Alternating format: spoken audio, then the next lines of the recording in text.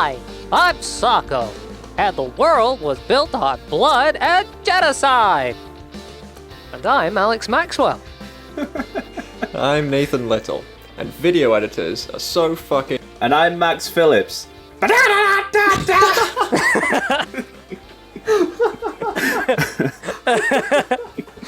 Oh my god, the reference. If no one knows any of these references, this is going to be a terrible intro. Yeah, Oh, put for your sock sure. back on. Yeah, so for that For the gag, audio Alex listeners. Yeah, for the audio listeners, Alex was doing the Socko gag from Inside. With a sock he's And been wearing all for day. visual listeners, it was off the he cuff. didn't get a clean one. It's There you fine. go. It's fine. I'm now turning off my levels in my ears because normally I do it in silence so I don't get like an echo come through. Because if you listen to this and it is an echo, just know it's Alex's problem. It's not us. Yep. But if I have it playing through, you will hear an echo. But I needed it on for that bit because I can't really hear myself that well. And to go, like, I don't know what noise I'm making. That is one of my favourite bits Yeah. of the thing. Right, so for anyone Want to that, cop because I'm doing a sorry.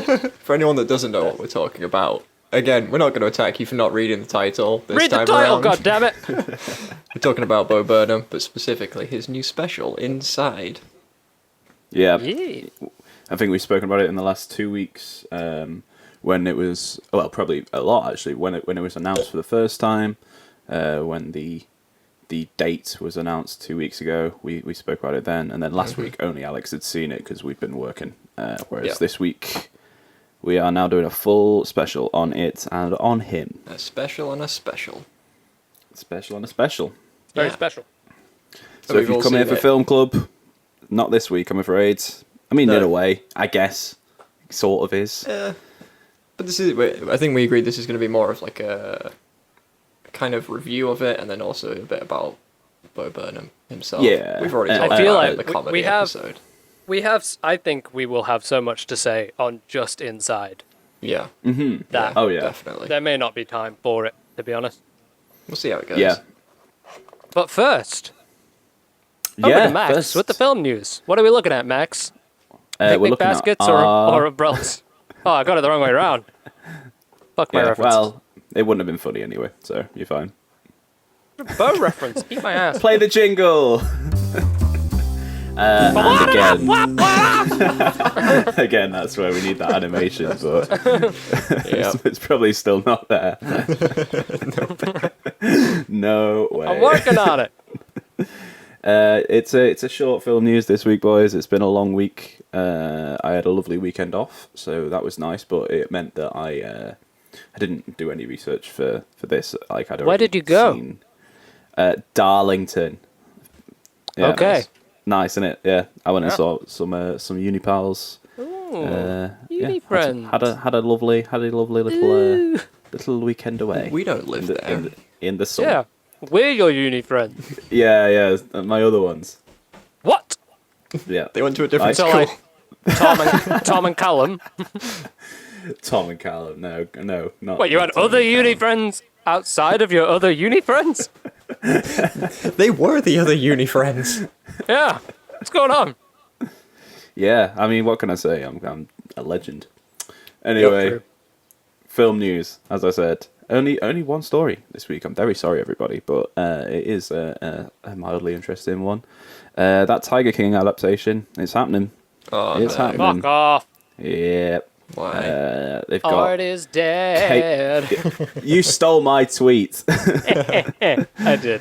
You did. But Kate McKinnon is penned to play Carol Baskin because, Okay. of course, she is. Yeah. Ugh. You like her, right? You did. No, I do and I don't. I have issue. I think she's a bit boomer humor, and I Okay. don't like that. But I think she is objectively a very funny person and very good. SNL There's good, but maybe there's not certain film yeah, good. there's certain SNL stuff that she does that is great, like really good. And then she'll do something like her role in Yesterday Haven't seen that it. is horrible. I mean that film's bad anyway, but she plays like a music exec that signs him, and like she's like that sort of character, and she's unbearable in it, like completely unbearable. But anyway, so she's very much the Carol Baskin type. You know exactly who you go. Who do we want to play her? Someone called John Cameron Mitchell is playing Joe Exotic, and I looked him up. He hasn't really done anything that I could work out. I think he may have come from the stage. I could be wrong there, but I didn't recognise him either. And the only other notable one, I mean, you got Dennis Quaid is playing the this sort of camera guy or whatever the hell he was, like not the Netflix camera guy, but the original camera guy who was also interviewed in Tiger King, if you remember that. Yeah, vaguely. Yeah, the cowboy, and then Nat Wolff from Hereditary and The Fault in Our Stars is playing one of Joe Exotic's lovers. Very, very interesting. So it's a weird cast. I probably won't watch it. World. I'll be honest. I probably will. Yeah. Really? I might just to talk about it, but like Just to I see. really didn't. Film club. I didn't enjoy Tiger King anyway. That'll be my pick. Just to follow suit with my shit picks. Yeah, they have been like outstandingly shit. Yeah. Like that So sentence. Like that sentence. Like everything I try and get out. It's okay. It's okay. We're not rehearsed, in case anyone was wondering. Why No, would we because, who would rehearse an we hour-long were, podcast? Professionals! No, well, what Alex is getting at is we are going for a bit more of a relaxed approach to this podcast because Loosey-goosey, normally baby. with Film Club and in the past, not even Film Club, just other stuff that we're talking about, I have had like very comprehensive notes Yeah. to what we're going to talk about. And I do have notes, obviously. We can't just randomly go for it. But I think Bo has always been someone that's like important to us, and like we care very passionately about his work and stuff like that. So we wanted it to be a bit more like heartfelt and a bit more genuine and not just like sounding like we're reading from a script. You know what I mean? Yeah, and I mean, I also don't have notes, so it's going to feel so different. Yeah. Yeah, I didn't take any notes. I was thinking about it, and I was like, what am I going to write down? Like, I want to watch this it. bit is good. Yeah. Like, I was going to write down, like, the order of the songs, but I was like, then we're not going to talk about the order of the songs. We won't go in it, like, chronologically. I assume we're going to be doing, like, bit by bit, and just things that we want to talk about, rather than, like, a start-to-finish review. yeah. So, Sure. Alex, I'll let you start this off, because you were the first one to watch it. I fucking love it! Of all of us. Yeah. I watched it again last night. Did it come out last Sunday?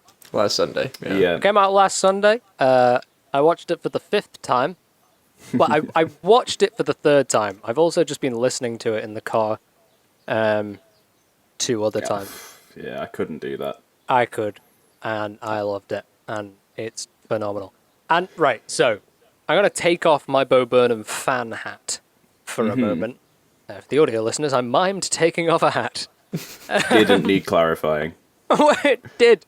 It was kind of Do you like a think? top Do you hat think? as well. Right? I'm just going to find out. Yeah, it I was a really top don't hat. think anybody listening to that would have thought, oh, he must have been wearing a real Bo Burnham fan hat. No, but obviously the video listeners will see that I took off an imaginary hat. Yeah, but it's I- like a I just wanna well-known keep phrase. things You, nice you don't and, have to. You don't have to clarify everything. But I did mime doing it. You see. So Welcome to the show. fuck.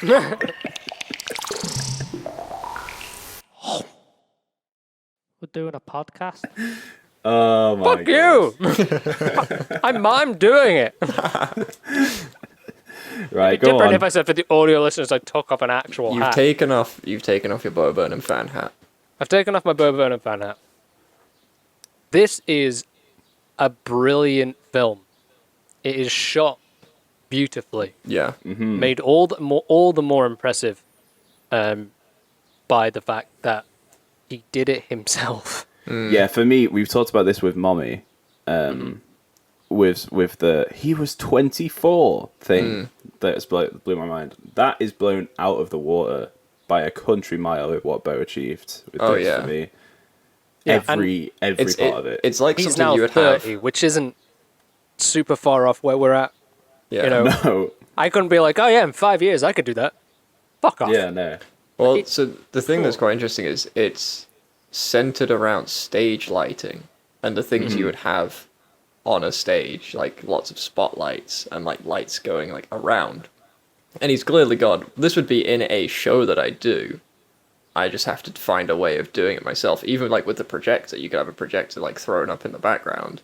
Yeah. And use that in interesting ways on a stage. But like, it's almost as if that wall of that room that he's in is almost like the backdrop of like, that's his stage, basically. That area of the room is essentially a stage, because we're always basically, for the big bits, those songs that are kind of the stage performance ones are facing that way to like with the door side. And I think as well, something that's been discussed in interviews, with him, about him, by him, is he is very much in control of, even with the stage performances, of the lighting decisions and choices. He thinks about everything.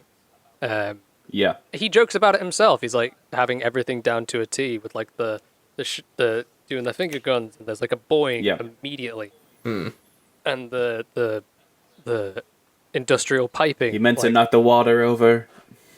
Yeah, like even mistakes aren't, and kind of watching him and knowing that, there is almost a sense of like, what's real? Yeah. What is real here? Yeah. It's something we were discussing.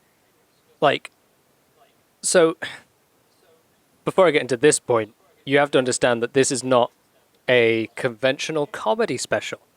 I said it to these two. To call it a comedy special feels reductive. It's so much more than that. It feels like a comedy special. Like it feels like an art film. It feels like a documentary. It's so many things. And although we have the performances, we seem to get a glimpse of the process of the making of it, and his kind of steadily declining mental health throughout the process, and glimpses into the future and look backs into the past of the process. And there's times where he's like breaking down, and I was saying I feel genuinely concerned for him. In so much of, we see so many comedy greats take their lives, and it's a reality of the world, and he's this kind of, I would say, comedy genius, creative genius, who brings so much joy and laughter into the world, but is being so open about his mental health. And you're thinking, like, he's been telling us for nearly a decade, or for over a decade, but we're just an audience. What can we do? And Nathan, actually, he rightly pointed out as well, though, that in every stage performance, everything's so scripted and on purpose. How much of these intimate moments that we're given a glimpse into are obviously drawn on real feelings and real experiences, but are they scripted? I think it is a little bit of both, because obviously on stage he has this character that he portrays, which is a version of himself, but it's not his true self. And I feel like that's the same in this. It's a version of himself that is to be put on camera. This character that is more vulnerable and more open. It's truth behind it, but I feel like there's a bit where he's trying to say, like, I've been working on this for a year, and he can't like get the words out, and he like throws the mic down and like pushes over a bunch of stuff and turns the camera off.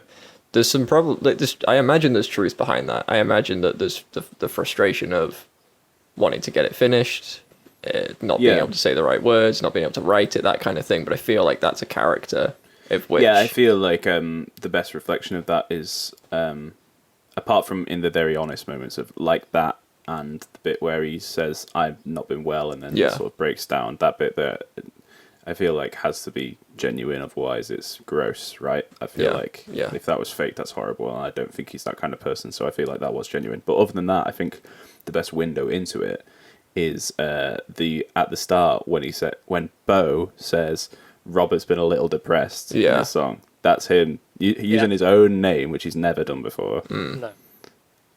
And that's sort of the Bo as the character going. Here's the reason why I'm making all this art that's so sad is because me as a real person has been depressed. Yeah. At the same time, it is also really fucking funny. Yeah. Oh yeah. Like that's the really thing. funny.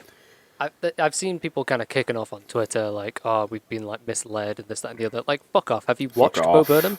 Yeah. Ever? What you Like, on about?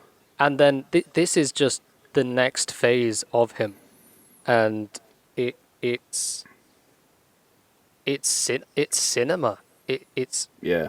I would say high art, Yeah. like potentially, and just ridiculously impressive. Yeah, I mean, and also if you're like watching it, hoping for Bo stuff and feel you don't get it, I don't understand that because it's full of classic Bo stuff. Yeah. like, And also his last AT&T. Yeah. Such a Bo Burnham joke. But Or, his last special was 5 years ago. Like, yeah, what do half you a decade expect? has passed, and you expect the exact same kind of like slightly immature. Like each special has been different in the way that he's matured in the jokes that he tells, and that's even addressed when in the song. Oh god, I can't remember what it is, where he's like sweating and like Oh mate, I'm with the not being Jesus funny. imagery. I Yeah. wanted to fuck him.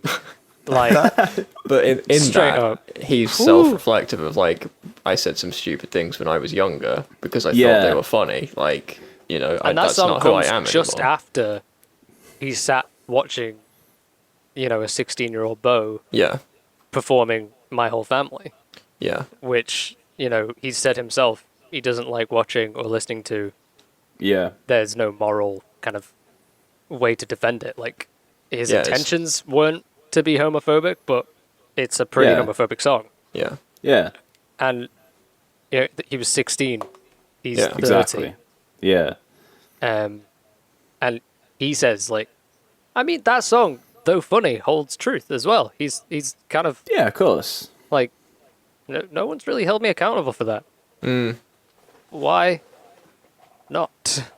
yeah. I mean, that song does have one of my favourite gags in it when he's Which going with the Aladdin costume. Where he's like, do I and, burn and then it? he goes, do I burn it? Do I not burn it? What am I supposed to Which do? one's worse? Yeah. That is so funny. Well, I don't know why I find it so funny. I don't really know what it means, but when he puts the bottle into his belly button, Yeah. I don't it's think it so means anything. gross. It's so gross. But, Yeah. but he keeps putting his belly button in, like, just intercutting. Into the shot. Yeah. Yeah. I think that's also like people saying they're not getting Bo Burnham that they expect. Like that is kind of that ridiculous that bit. is, yeah. He's still there as well. Or I mean, like in I can't remember the exact quote, but it's in the bit where I think it's in the first song when it's the comedy can save the world bit, and then he go. It's about.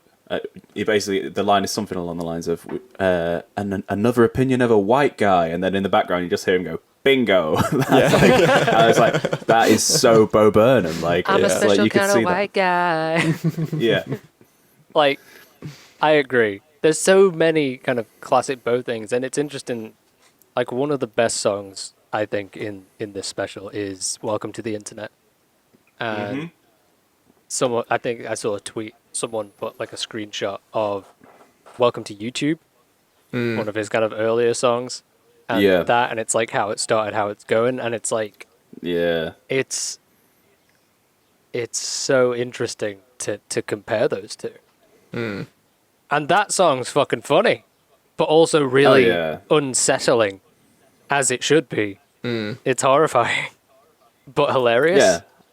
I mean, that's all of Bo, isn't it? Like, it's always been, even his absurdist stuff has always had this level to it that's just like, oh, that is so painfully true. Well, that's that the thing. It's like unsettles me. even like mocking things in when he does from God's perspective.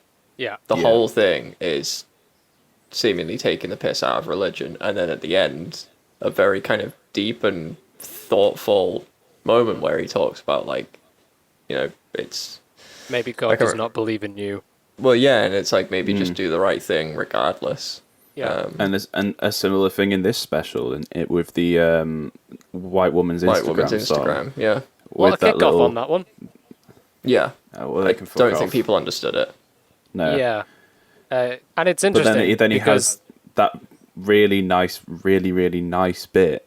Yeah. And the aspect when he ratio talks about the mother changes. dying, and I've written one of my notes is, do you guys have the same note that I have written for this song? Which is it's just funny after talking about like licking the arse of mommy on that thing, on that thing being our podcast. Yeah. On our episode of the podcast, talking about how much we loved that aspect ratio change, and then this came out, and it was like, oh wow, that's happened like so soon after. And obviously, the aspect ratio change in this is supposed to sort of reflect an iPhone screen. That's why it closes. But then it opens up for that bit where he talks about a mother dying, and it's really genuine and honest. It's not mocking It removes in any way that facade someone's of Instagram and social media. Yeah. You know, like, and it also changes the perspective for the second half of the song, which is essentially the same kind of format. It's like lots of cliches of quote unquote a white woman's Instagram. But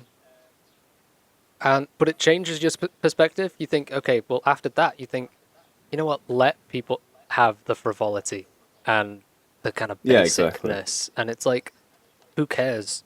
It is a facade, but we know it, and sometimes that's okay. Don't get wrapped up in it, but allow it. You know? Yeah. Well, it's kind of the thing. It's.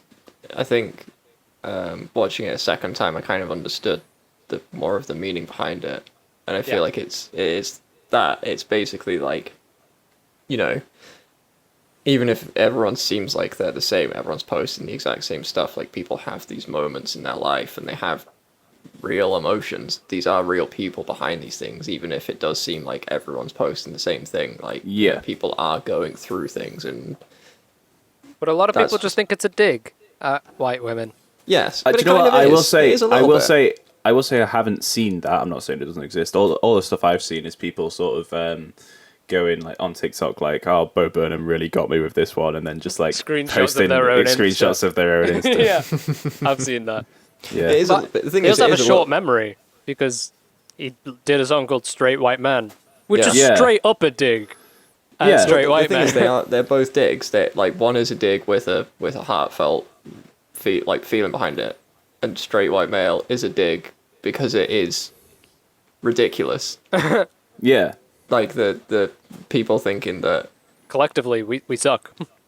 Well, no, but like the whole thing is like, look at how terrible our problems are. And it's like, yeah, but look at how privileged you are. Basically, is the point of that song. It's like, you can complain about a few things, but like realistically, your problems are.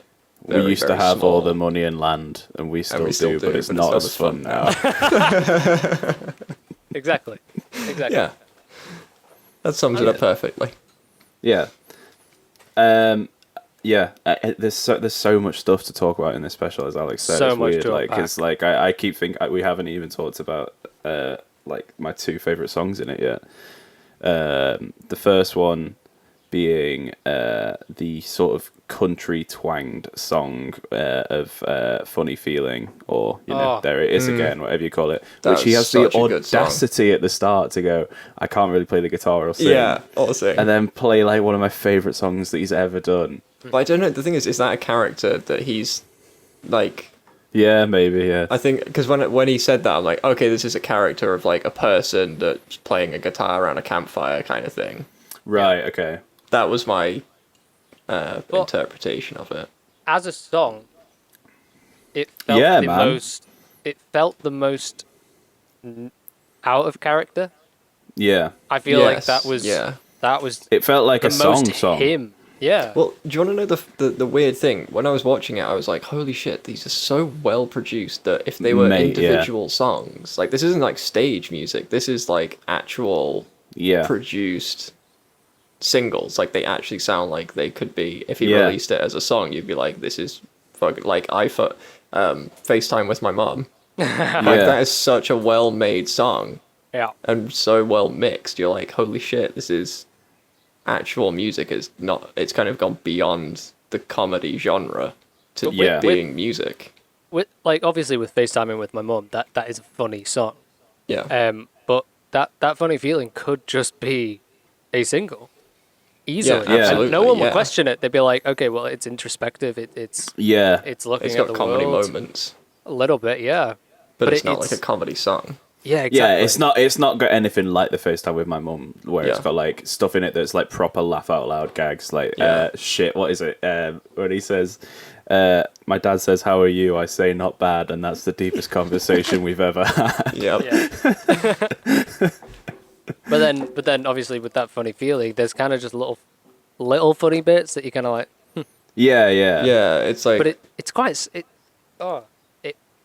You feel a lot in that song, and you relate to it. Yeah. It's kind of his that... voice is so beautiful in that as well. Like, Isn't holy it just... shit. Like... Yeah. He just gets better and better. Yeah. Well, when we were talking a few days ago, you had said that he was... like adapting his music to his voice, and I think that's completely true. Like the music he's making now is so on point for him. Like it just makes it sound even better.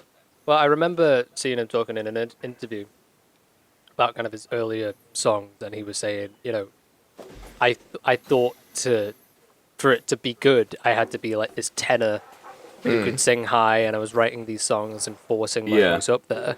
But I've started to realize, you know, I'm not a tenor, and that's fine.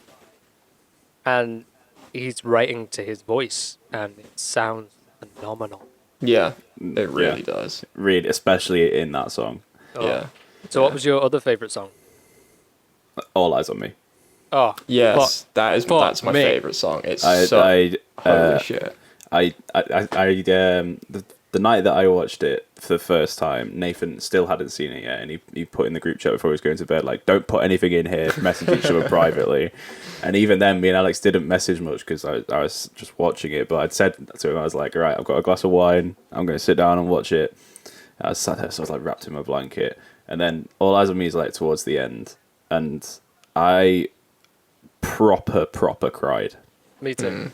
I was in tears. Properly cried. Like not like a little film cry. Like I really was so moved by it, and I've watched it 3 times since the whole thing, and still every time it makes me cry. Not quite the amount on the first time, because it just takes that first time you experience something will always hit you the hardest. There's something so personal about it. Like and it's not just the fact that he is clearly addressing the individual behind the screen. Yeah, but it's like, I don't know. It's the whole thing. It's his singing, the vocals in it, and the production of the song. Yeah, it's just incredible. I've seen a couple of interesting takes on it, kind of about that ending, because, you know, as you go through the film, it kind of gets darker and darker and darker. Yeah. And this is it's dimly lit, just this blue light, and he has that distortion on his voice, and it, you know, the projection on the wall of himself as well. Yeah, gorgeous. You don't want to overreach with these things. Like you kind of get that kind of classic English literature. Tell us why the door was blue. Yeah, but reading it was interesting. It was an interesting take on it, in that he tends to use that vocal effect to personify something else, and this is almost like that's his depression, because he's addressing an audience that was never there. And it's basically saying, get inside, you know. Are you nervous? Are you having fun? Do you know that's the anxiety you feel? It's almost ending. It's just begun. It is that feeling, and then that song goes absolutely fucking nuts. Everything is static because he's filming it himself. It's on tripods. You don't notice it. It doesn't feel like everything's static, because there's so much dynamics. There's a lot of push-ins as well. So much post push-ins. But then, and they're so slow as well. It's so nice. But then the next sequence is kind of after he like picks up the camera and goes fucking wild, and it's almost like this mania. Then we cut to the following morning, and he's in bed, and it's bright, and he gets up, and he brushes his teeth, and he eats breakfast, and he starts editing, and it is that kind of feeling when you've been at your lowest low ever. Yeah. and then the next day, for some reason, you're able to do those very basic tasks. Mm. And I'm not saying that's what he intended. He's like, this is all about depression. But it's an interpretation of it, and if you have it, that's completely valid. You know, that's the point of art. And I was just going to say, once it's out in the world, it's yours, not theirs. Mm-hmm. Yeah, exactly. Because and actually, before you get onto that point, Nathan, just because it matches that exact point, me and Alex briefly spoke about this. In that he is singing about something, especially in All Eyes on Me, that the reason they affected me so much, that I can't directly relate to because I'm not a stand-up comic. It's like the same at the end of Make Happy. It's always affected me very deeply, that ending. But I'm not a famous stand-up comic that has this as my job. But there's parts of it, you know, trying to be the funniest guy in the room and that sort of thing, and always wanting attention, that is an aspect of my personality that I will always attach onto it because I'm interpreting it in its own way. And then that's why it's just like, oh, this is like about me, even though it's like not at all. Mm.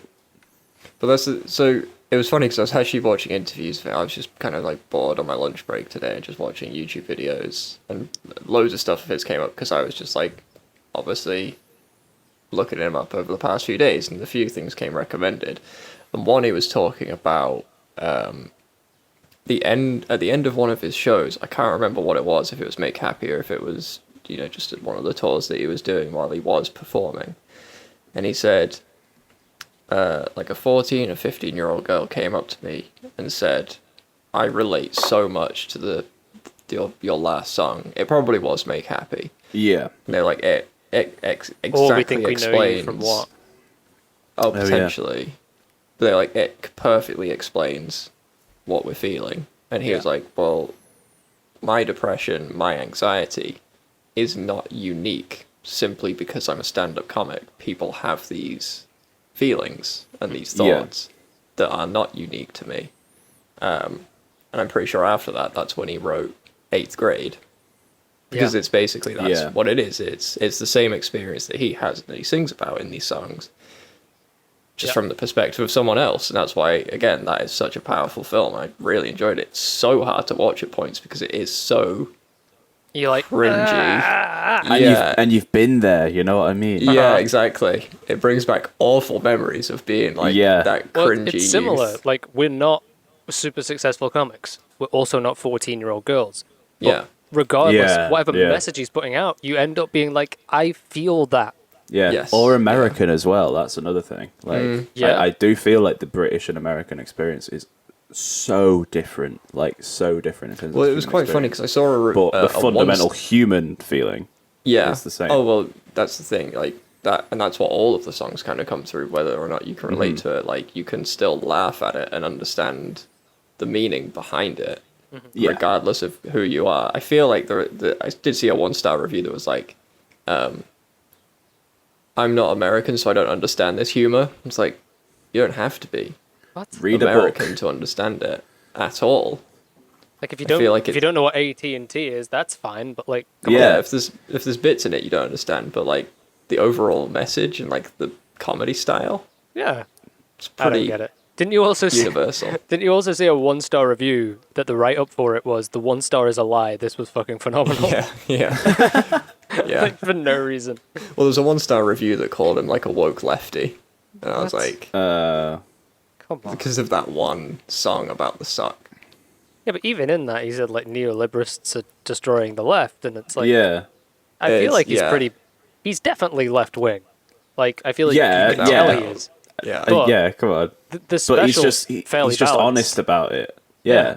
I don't think it is balanced. I think it's just it's what he believes is right, which is and it's making fun of the point of it. But it's again, the comedy of it is pointing out the ridiculousness of the arguments placed on both sides of the spectrum, and the expectation put on us as like an individual to bring about change as well is something that subjectively it's it's a good thing, and people are well intentioned and stuff, but like people are only capable of so much, of doing so much stuff. So it's like when it's I can't remember that song. Is it when we need to change things in the world? No, it's not. But it's a different song where it's like systematic oppression, income inequality, the other stuff.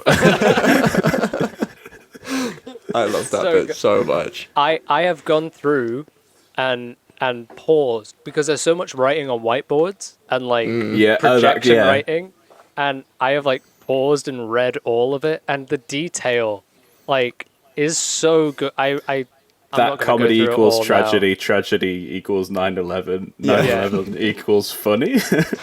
Yeah, pretty much. It was very like all of that, and like where like boards full of writing, and then in the sexting song, like there's like it's there for like maybe a second where it's like a full screen of writing.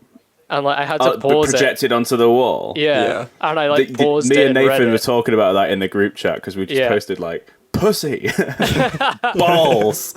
But there's like a bit where there's like loads of writing, and it's that message in sexting where it's like, hey, like you don't have to send anything if you don't want to. I don't want to make you feel uncomfortable. And it's like I feel like anyone who's sexted has kind of been in that situation where you're like, oh yeah, I really want you to do this, but like also you don't have to.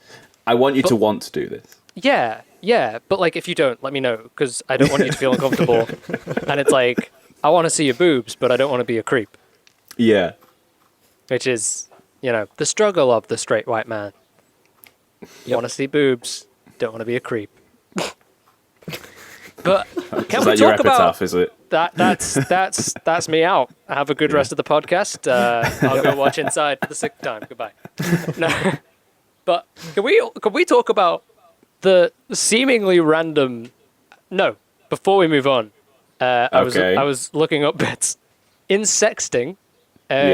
Some eagle-eyed viewer pointed out on his air conditioning unit, the temperature is set to 69 degrees. Yeah, and there's another bit as well when on the calculator. He's on the calculator and he's typing 420, 69, 420, 69 over and over again. But like in sexting, like it's not something I would have noticed because in the frame the aircon is small, and then on the aircon the digital like reading is small. But he's thought about it, and he's put that on there. That's the thing. There's so many details in it that are just. They're just there, and that's why I think coming back to like the whole character thing is it's like I don't feel like there are mistakes in it. Like when he does knock over all the things and turns the camera off, it's 100% a rehearsed piece with the truth behind it. Oh, do you think? I think so. I don't think that is. I mean, I'm not I'm not dismissing it. I think we've as we discussed it before on here, that makes perfect sense to me, but.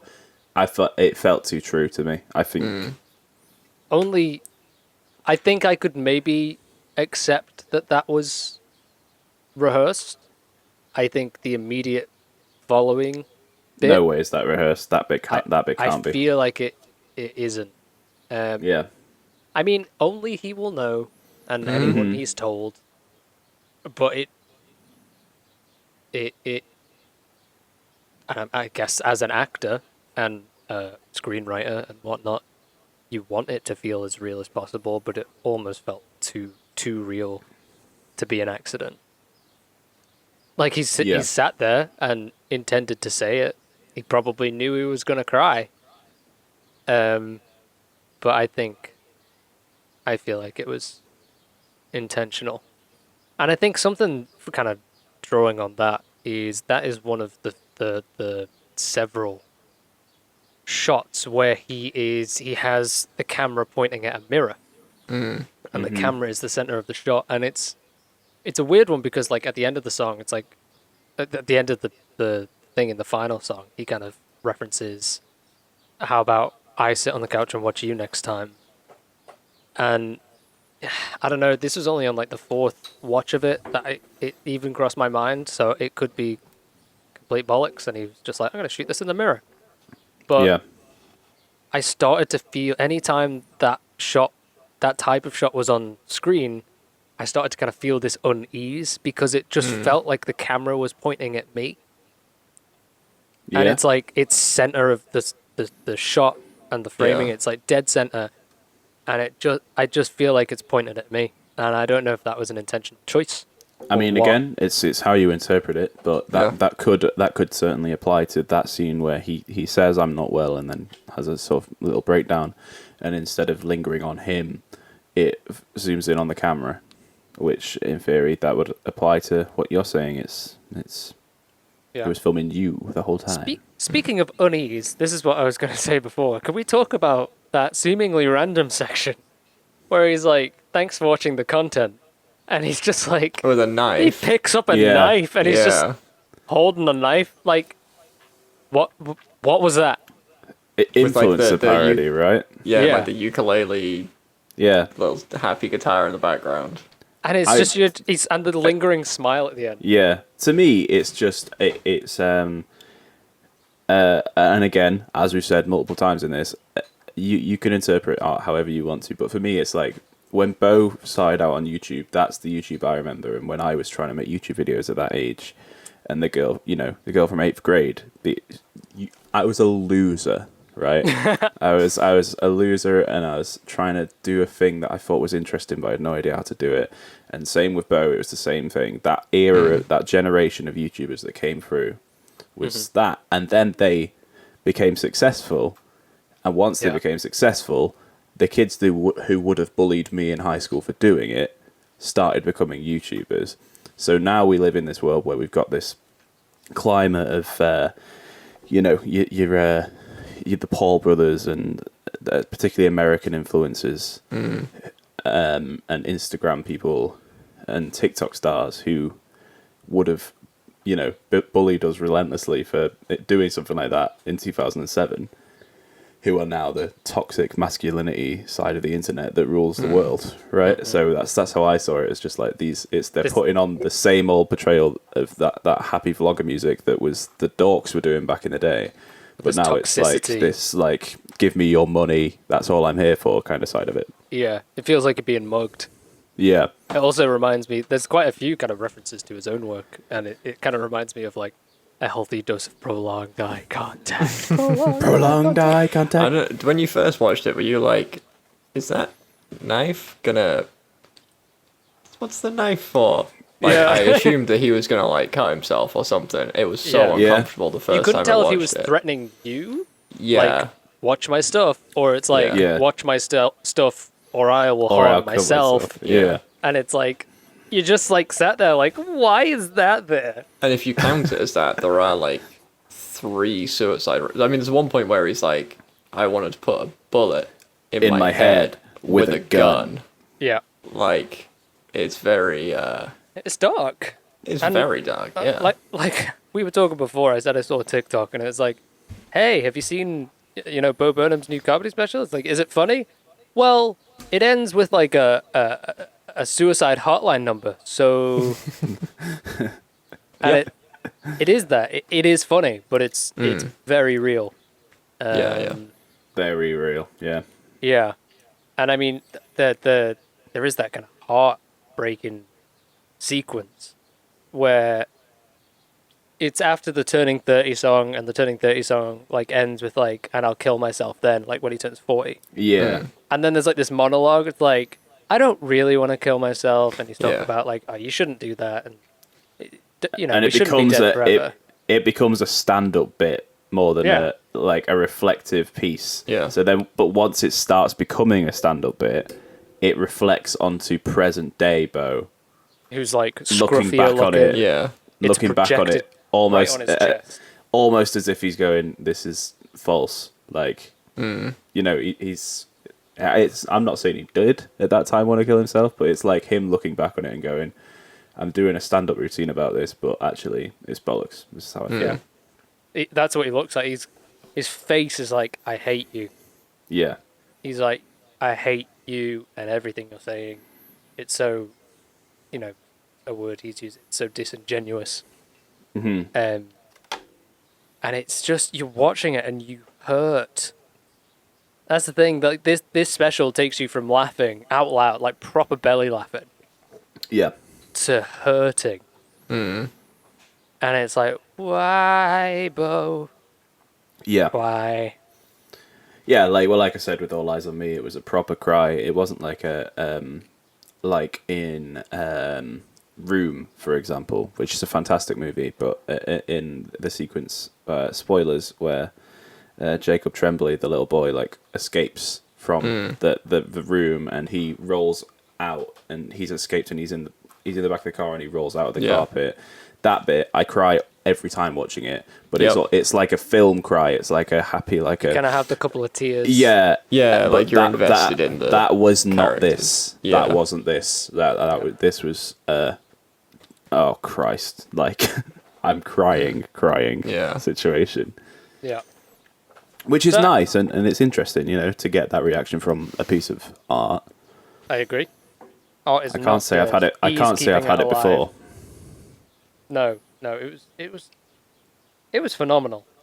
I think an interesting point to then touch on, that's both funny and real, is the video game sequence. Yeah. Which is it's so stupid. It feels so stupid. And we open up with, like, an SSRI production, which is, I kept forgetting it, so I screenshotted what it was, and I believe it is a selective serotonin reuptake inhibitor, which is what a lot of antidepressants are. Yeah. Right. And it's like, it's an SSRI production, so it's like, okay. Right, so we know it's about depression. Mm-hmm. And it's like, it's quite disjointed, because we're in the middle of a song. Yeah. That I think it comes straight after, like, I feel like shit. Oh, shit. Yeah. Feeling Which is like also a crappy really bag great of song. Shit. Yeah, it's so funny. And then, but like, it's like he's in the corner, like those Twitch streamers, and it's like a live action play of like him in the room, and he gets up and he cries and he finds a torch. And his impression is bang on, by the way, when he's like, so "Thanks for the 4 months, my guy." So accurate. Thing. It's funny. And then the day's completed. He's like, I like it in that it's boring. I guess it's like Death Stranding, where it's fucking boring. Exactly. But it's supposed to be like that. But like, we spoke just before this. I think Nathan noticed it on the first watch. Yeah. Max noticed it on the third watch. I didn't notice it at all. It was only when I was reading about it. That kind of Twitch streamer flashes up for like a frame or two. Yeah. Way earlier in the special, where he's kind of sat down trying to like do some work, and he's like just waiting. There's an airplane flying overhead, so he has to wait before it can start like recording. I think it's one frame. I genuinely think it's one frame. It's really very, very it like popped up noticeable. And like I looked over, me and Hazel looked at each other like, did you see that? Like, was that supposed to is there something coming? Like, we're like, is this going to be like a horror bit now where it's like some, I don't know, like some creep, and then it never came up again, and then he did that bit, and I was like, is that left over? Was that a mistake? Like, what? Yeah, the fuck I was thought that? it was a mistake, and Nathan thought it was a mistake from the first time he watched it, which is why you would think it, but I knew the context of both of those bits that he was flashing in by accident. And I still thought it was a mistake. Like he doesn't. There are no mistakes. Yeah. And it's so specific because you would have to like put two and two together. Green screen it on. Yeah. And like key it out, like it has to be on purpose. Yeah. And then the question is why. You know? And kind of the interpretation I read was that it was like, this is once again, before you even get to that bit, it's that mundane drag of the day. And obviously this was shot during lockdown. Or like during the pandemic. Over the space of like a little over a year. Yeah, it seemed. Quarantine through till well, he said he'd been filming it for a year, so what are we saying? Are we saying he immediately started it in March? Well, and then he said he'd been testing the camera for a few months. I can't quite understand the timeline. Because it says he's been testing the camera for a few months, maybe he got it before lockdown, so what if we say like February, so it goes up until April, so he started it probably then. Yeah. April to April, so the year would have been then. Finished it in and actually May. when he that makes sense actually, because I was looking on his Instagram post to find the date that he released the information of it first going out, and on his first Instagram post announcing it, it was in at the end of April, and it said it's nearly finished. Yeah, he didn't say it's done, so that'll be it. Wow. April to April. Yeah, But as well, like, I mean, let's say you don't have experience with depression or anything like that. Um, it it it quite it encapsulates the feeling that I feel like we've probably all had in the lockdowns, where you are stuck in your home Yeah. and you're Yeah, trying to yeah, do stuff that definitely. even you would normally enjoy, but because it's all you can do at any given time, it just feels like you're waiting, you're running down the clock of each day. You Yeah. know? Well, it's like in the song, like I'm stuck in my room. I didn't say like I'm a boy stuck in his room again or something. It's like Yeah. that childhood feeling of being like either like Like sent to your grounded. bedroom or something, and it's like I'm just gonna wait the day out until it's over, but then it happens again Yeah. and again and Yeah. again. And I know, similar to the special, obviously this is quite a disjointed episode because we're kind of just talking about it, you know? The Yeah. ending, the very end, that kind of final shot, or the final few shots where he finally goes outside. I thought he wasn't going to, because we see him in a chair, Yeah. there's a crack of light coming through the door, and he looks at it, and then he looks back. And I thought it was kind of going to be this kind of, now that he can go outside and Yeah. he has that choice, he was going to choose not to, but he gets up, he Yeah. goes outside. Outside is a stage, and the audience start cheering. Yeah. And then he frantically tries to get back inside. Then that turns into a TV screen that he's watching inside, looking very, very serious. Yeah. And then he smiles, just like for like before Yeah. it cuts to the credits. There's this little smile. How did we read that? Well, that is the question, because I think there's a lot that you could read into it, you know? The first time round, I was expecting it to end with the exact same shot of Make Happy.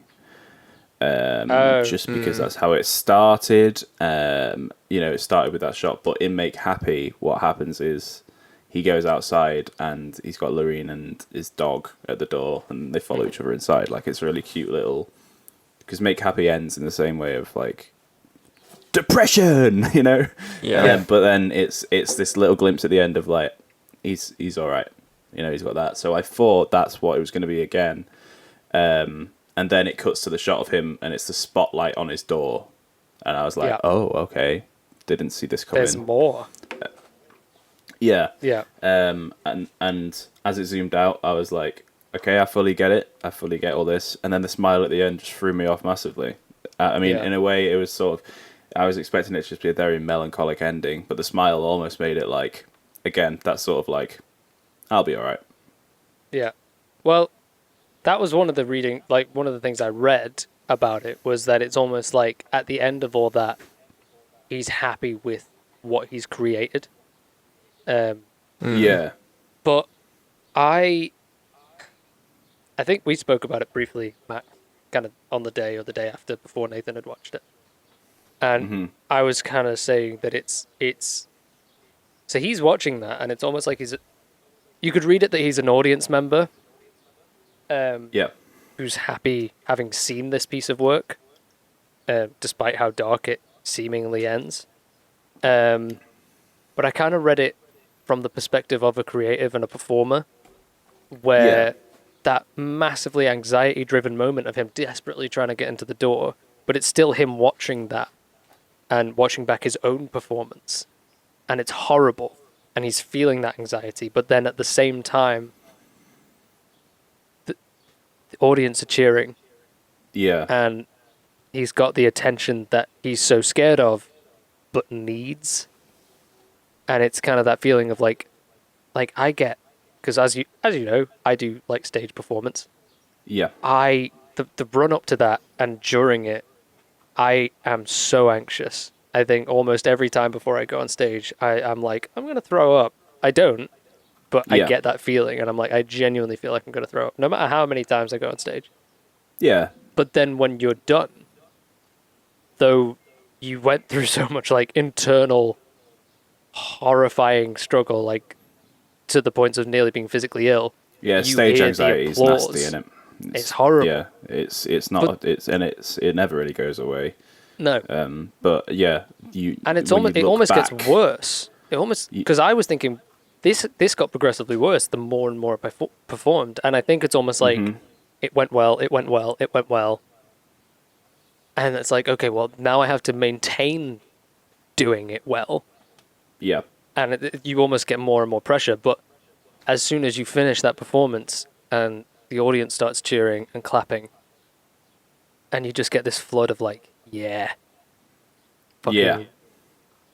we did that. I did that. Your palms stop sweating and your legs stop shaking. Yeah. And you're like, okay, yeah, it's Exactly. all good. And then you do it the next night or the next year, and you're like, it starts all over again. Yeah. And it is that cycle of like, he's staring at it seriously, and he's like, fuck, this is horrible to watch. But the audience are cheering, and it's just that little smile to himself, like, yeah, I fucking did that. And it's just there. Nathan? What did you think? I mean, I didn't really have that much insight into it. I mean, for me, it was more of like, he's kind of just like laughing at himself. Basically, he's come to the realization that, you know, after looking at it seriously, that it's like, you know, this is funny. I have to laugh at myself. Yeah. Basically. Yeah. And that's That's the thing, the way. like, That's the way I see it. It's just like it's that little signifier. Like I say, with the end of Make Happy, he has that moment at the end of it where he goes, I'm all right. yeah, You know, I'm ready. like, I'm I ready know to that go out. Everything I've just shown you is very sad, and I'm not trying to hide the fact that I often am sad, but I wouldn't be putting this out if I was, you know? Yeah. So it's that little smile at the end. It's just like yep, I'm good. Let's release this to the world. Yep. That's what I saw. But What have that's we not missed? to discredit yours. It's, you know. Yeah, no, Well, again, like as we we've been keep saying, Yeah. Yeah. it's subjective. Have we missed anything? Probably. I think We've not done the outro song. Oh. Yeah. My Where it only kinda- note for it though is that when when it fades in from the original shot of him recording it for the first time, clearly in like 2020, early 2020, because he's got short hair, no beard, and then it fades in of him as, you know, now Bo Burnham, Yeah. and he's got long hair and a beard, and it's like a really, really nice shot. It's gorgeous. My only note for it is he looks exactly like Jeff Bridges, and it's really weird. Well, funnily, in the opening song, or not the opening song, the I'm a special kind of white guy. Yeah, That one. Me and Hannah keep saying he looks like what's his name? He was in Filth. James McAvoy. James McAvoy. Yeah, Like, I remember when the poster first came out, I scrolled past it. I didn't see it was him who posted it. I was like, oh, James McAvoy Yeah. film. Genuinely thought it was him. yeah. And it wasn't until one of you guys sent it on the chat. And I was like, wait, what? What? What? I think I can see what you mean. Again? You're back? Yeah, I'm so happy.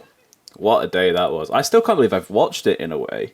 Yeah, it feels like it would be like if the Community movie ever actually happened. Yeah. You're like, It's so What? surreal. yeah, yeah. because like we said last week we'd all written off Bo ever doing comedy again. I think we said it Yeah. when we talked about comedy. We But he had discussed the said fact that him he was and never doing Donald it. Glover had said like stand up Yeah. is out, Yeah. it's gone. They're on to other Yeah. things, and we said we'd love them to come back, but also wouldn't. But I Yeah. didn't know the reasons that he quit I like quit doing comedy. I thought it was I just he did. was He moving had Yeah. on, spoken about about talked that about before it the in panic interviews. attacks on stage. Yeah. Yeah. which, as he So said, that's it's why not I a was great fully place like, to no, have so- them. Yeah. No. It's Well, I not. remember he said out of 10 shows out of 10 panic attacks he had done, 9 of them were on stage. 10 panic attacks his whole life. Pretty much all of them were on stage. Bar one, which is Yeah. For that. clearly signifying stage is the problem. Yeah. Yeah. Yeah, and you finish this and you think, God, I want more of it, but you also think, God, I hope he doesn't force himself to do this again. Yeah, it's like you want more content, but you don't want to be the guy going dance, monkey, dance. You know what I mean? Exactly. Like, Daddy made you some content. Open wide. Yeah. What a fucking line. Can we just talk about that? Can we just talk about that shot as well? He's got a head torch on. Oh my god. And he's singing, and then it gorgeous. climaxes, and he points it up to a spinning disco ball, and the whole room just lights up with these How do you have fractals that of light. thought? I mean, it's so simple. Me and Hannah said, surely this is like done in post. And then in the end credits, when he's like, so long, he's like, goodbye, and you see shots of the production of it, and you see him like pre like winding the disco ball. Yeah. I think my camera's died. Okay. Didn't notice it. Don't know when it cut off. That's fine. The audio listeners don't care. So unfortunately, Alex has no footage now. You'll still have his voice, and you'll still have me and Nathan looking into That's this. all you want. A freeze frame, like I did with you last week. Yeah, freeze frame. There we go. Perfect. And sounds good. Maybe some text. In fact, add this text now that says, "Alex is a prick." Just that. Right, nice one. Let's move on. Right. So, do we have any more final points on Mr. Burnham's lovely, lovely special? I love him. I don't think so. I love think him it's so a good. much. My it's a good Bo time to, Burnham fan hat is back on, and as I have no video, I don't need to explain anything. No. Yeah, you didn't even. There you go. Now it's on. I did mime anyway. Yeah. For anyone that's confused by that, we can still see him because it's on his webcam. It's not like we're in the room with him and we just decided to do it separately anyway. Yeah. Actually, that's the point. I will say that when in one of the early podcasts when my camera died, I did then screen record and use my webcam footage, so we still had something. But never mind, Alex won't do that. I think we could just wrap it up. I think, if we go on to reviews and summary. Scores. Yeah, do we want to do Scores. I don't scores feels weird to me. I'm giving Because it. we're all just going to give it. It's Half going to of just a 9. a 9. I'm giving it a 10. 5. Fully a 10. I cannot fault any individual aspect of this. It doesn't really have any misses. There's nothing I would change about it. No. It made me feel so many different things. And I tweeted it at the time. I was like, I have never been as affected by a creative piece as I have been by this film. Yeah. So for me, it straight up to 10. I'm going to grade it. If I'm grading it in terms of stand-up comedy, which I kind of have to in terms of stand-up specials, I know that it's not. Do you? I can't really compare this to a film because it doesn't work as a film. Really, it's not a film. It's a piece of visual. Yeah, media art. But if I'm just gonna compare it as a stand-up special, I mean, whatever I do anyway, I loved it. I adored it. That's what I mean when I said I don't know about the score system, because I don't know what I'm basing the score on really. What do you normally base it on? How well it conveys the emotion or the story that medium would normally convey. So if it's how well a film tells a story compared to all other films, how well the camera work is in a film compared to all other films. The same applies to TV shows, to stand-up specials. As a piece of art, I can't grade it. As a stand-up special, 10, 9.5. Like, it's pretty, gotta pretty pick much one. the best. 9.5. Yeah, I would say the only fault I have with it, I said it to you, Alex, when we were talking the other day. To me, first time watching it, it just felt like it dragged ever so slightly, and that wasn't like because I wasn't enjoying myself. I loved all of it. I loved every single song. I wasn't bored. That's not what it was at all. But I was like, I feel like the time has come where it should have ended now. And that was only within like the last 10 minutes or something. I was like, it feels like it's just gone ever so slightly past where it should have been. But that's there are bits that could have been cut or cut down that I still enjoyed nonetheless. I still thought they were great. I really liked the video game sequence. If it wasn't there, I don't think I'd have missed it. Yeah. Yeah. I was gonna say like kind of why are you deducting, but I think that's fair. I also deduct because I'm very hesitant to give out a 10. 10, I know. It almost feels like it is absolutely perfect, like faultless. I which think it it is, isn't. but Yeah. we're talking about subjectivity. Yeah. You Yeah. know? I think this is perfect. You know. Yeah. I mean, it's no Super Mario Brothers, but No. No. So collectively, we've given it a 29 out of 30, which takes us to 9.6, which rounding to the nearest 0.5 gives it a Glassline Media score of 9.5.